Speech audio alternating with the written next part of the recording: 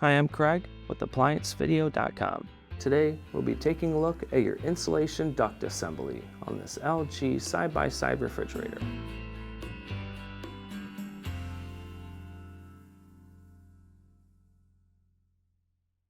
Stop. Before beginning any repair, always be sure to disconnect the power to the appliance. It is also recommended to test the outlet for the proper voltage. Remember to also turn off the water. The main reason why you'd be replacing your insulation duct assembly would be if the damper portion is not opening, causing the refrigerator section to not cool. Now, click on the link below to view this repair video.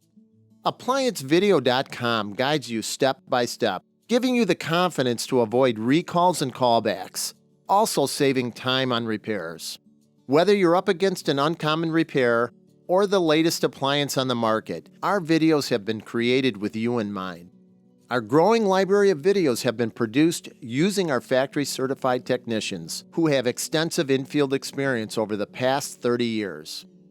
ApplianceVideo.com provides high-quality repair videos that anyone can follow, regardless of their skill level. We are here to help.